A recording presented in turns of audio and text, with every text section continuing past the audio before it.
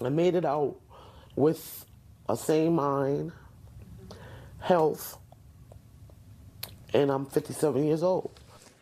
She wasn't forced to live on the streets, and the door to her family's home was always open.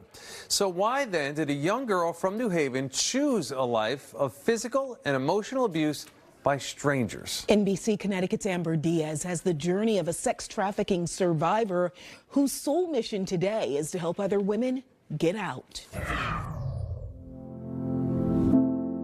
What makes you cry the most? Out of everything you went through, what makes you cry the most? Being a survivor. Why? Most trafficking doesn't start with a van and duct tape. That wasn't the case, at least, for Monica Allen. I wasn't kidnapped. I wasn't made to do the things I did. I had a drug problem that I had to support. It was the late 80s. She was 19, drawn to what was going on in a section of New Haven's East Rock neighborhood, known as the Strip. When I was, I guess, intrigued with what was going on, it was really popular. There was a lot of girls out there, and we all did the same thing. We all smoked crack, and we all sold our bodies.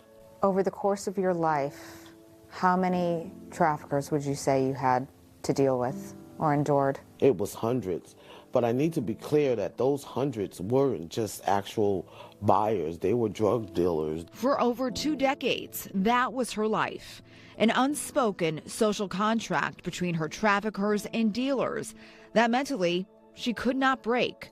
But despite the life she was living, she says she met the love of her life. They spent 13 years together. He was supposed to have been my knight in shining armor. He was supposed to have been the one to keep me away from using drugs and the behaviors that came along with it. But I realized that was an impossible task. Because he could not save her, she needed to save herself. What was the last straw for you? Do you remember? The last straw was allowing myself to come to a place of hopelessness that was beneath anything I had ever experienced. She was in and out of rehab programs, yet none of them worked until she found PET. PEHT stands for Partners Ending Human Trafficking.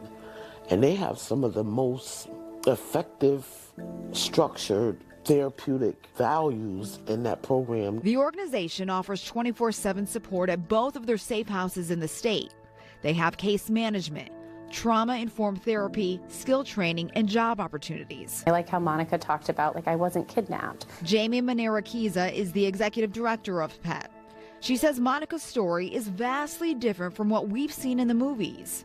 Hers is not embellished. I think because of Hollywood, we've sensationalized trafficking so much so that the local parent or sports coach isn't thinking that the girl who all of a sudden is becoming isolated or exhibiting different behaviors, skipping school, has money, they're not realizing that those are subtle signs that, somebody actually might be grooming and recruiting them into the life or even selling them in the life. And this is Monica's life today. Life is good. Why not enjoy it? She helps design and create handmade products for the pet shop. She says she's still coming to peace with her past. I love when I finish a product. But if just one person finds hope in hearing her story, So gratifying. she'll continue to tell it. In your darkest time, what would you tell your 19, 20-year-old self? That it's okay to be you. You don't have to fit in. And you felt like you didn't fit in at that time? I still struggle with that. And you can hear more of Amber's interview with Monica Allen on the NBC Connecticut's Say More podcast. Just scan the QR code on your screen to watch it on YouTube or listen on Spotify and other platforms.